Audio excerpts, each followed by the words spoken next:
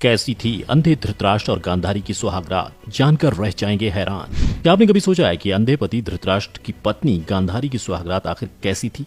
क्या उन्होंने अपने पति के साथ पत्नी धर्म निभाया था? आपने किसी की भी सुहागरात के बारे में सुना होगा तो वो एक प्रेम से भरी रात की तरह ही सुना होगा, लेकिन शादी के बाद की ये पहली रात एकदम अलग थी, जहाँ प्यार नाम की कोई चीज नहीं थी। जी हाँ, सही सुना आपने। पौराणिक कथाओं की माने तो जहां भीष्म की शादी तय कर देने के बाद अंधे धृतराष्ट्र और गांधारी का विवाह तो हो गया था, वहीं धृतराष्ट्र इस विवाह से खास प्रसन्न नहीं थे।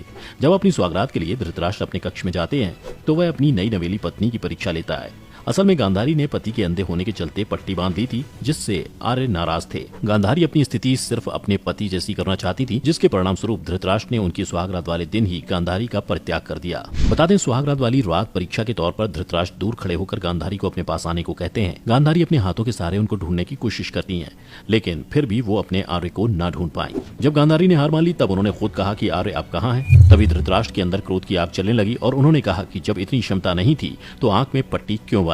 धृतराष्ट्र क्रोध में लाल होकर कहने लगे कि यह सिर्फ एक वहम है कि कोई भी आंखों में पट्टी बांधकर मेरे जैसा बन सकता है। असल में आर्य को यह लगता था कि ऐसा करके गांधारी सिर्फ उनका मजाक बना रही है। वो जो बोलती है वो उसके विपरीत ही करना चाहती है। धृतराष्ट्र ने कहा कि वो ऐसा बिल्कुल नहीं चाहते कि उनकी पत्नी अपनी आंखों में पट्टी बांधे, लेकिन गांधारी ने उनकी एक ना सुनी। उनका तो यह कहना था कि किसी भी परीक्षा को पूरा करने में एक पति अपनी पत्नी का पूरा साथ देता है, फिर चाहे वो परीक्षा कितनी ही कठिन क्यों ना हो। लेकिन धृतराष्ट्र कहाँ किसी की सुनने वाले थे। उन्होंने गांधारी से पूछा कि वो पति का आदेश नहीं मान रही क्या? जब वो राजा बन जाएंगे तब एक राजा का भी आदेश नहीं मानेंगी। इस पर दबी आवाज में नई नवेली दुल्हन आंसुओं के साथ कहती है कि अगर ऐसा आदेश मिला तो अग्निकुंड में प्रवेश करते हुए मैं पट्टी जरूर उतारूंगी। तभी जब धृतराष्ट्र गांधारी को स्पर्श करके समझाने जाते हैं तभी उनको आभास होता है कि गांधारी ने शाही श्रृंगार की जगह फूला का श्रृंगार किया है। उनको लगता था कि गांधारी लगातार उनका उपहास पर उपहास उड़ाए जा रही हैं। फिर क्या होना था? क्रोध की अग्नि में धृतराष्ट्र इतना जल गए कि उन्होंने अपनी ही सुहागरात पर नई नवेली दुल्हन बनी गांधारी को त्यागने का ऐलान कर दिया। उन्होंने कहा कि हस्तिनापुर भले ही तुम्हें सम्राज्ञी माने, लेकिन मैं तुम्हें कभी अपनी पत्नी नहीं मानूंगा।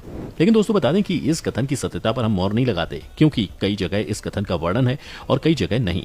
बता दें, भीष्म ने ही धृतराष्ट्र का विवाह गांधार की राजकुमारी गांधारी से कराया था। विवाह से पहले गांधारी को ये बात मालूम नहीं थी कि धृतराष्ट्र अंधे हैं। जब गांधारी को इस बात का पता चला तब उसने भी अपनी आंखों पर पट्टी बांध ली।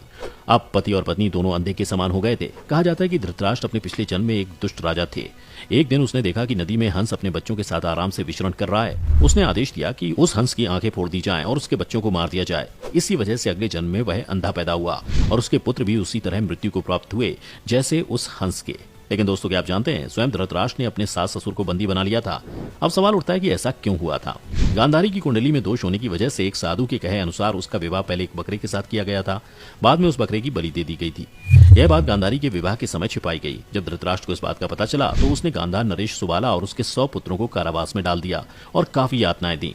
एक एक करके सुबाला के सभी पुत्र मरने लगे। उन्हें खाने के लिए सिर्फ मुट्ठी भर चावल दिए जाते थे। सुबाला ने अपने सबसे छोटे बेटे शकुनी को प्रतिशोध के लिए तैयार किया। सब लोग अपने हिस्से के चावल शकुनी को दे देते थे ताकि वह जीवित रहकर कौरवों का नाश कर सके। मृत्यु से पहले सुबाला ने धृतराष्ट्र से शकुनी को छोड़ने की विनती की थी, जो धृतराष्ट्र ने मान ली। सुबाला ने शकुनी को अपनी रीढ़ की हड्डी के पासे बनाने के लिए कहा। वही पासे कौरव वंश के नाश का कारण बने। शकुनी ने हस्तिनापुर में सबका विश्वास जीता और 100 कौरवों का अभिभावक बना। उसने न केवल दुर्योधन को युधिष्ठिर के खिलाफ भड़काया, बल्कि महाभारत के युद्ध का आधार भी बनाया। तो दोस्तों, इससे जुड़ा आपका कोई भी सवाल हो तो हमारे कमेंट सेक्शन में जरूर पूछें।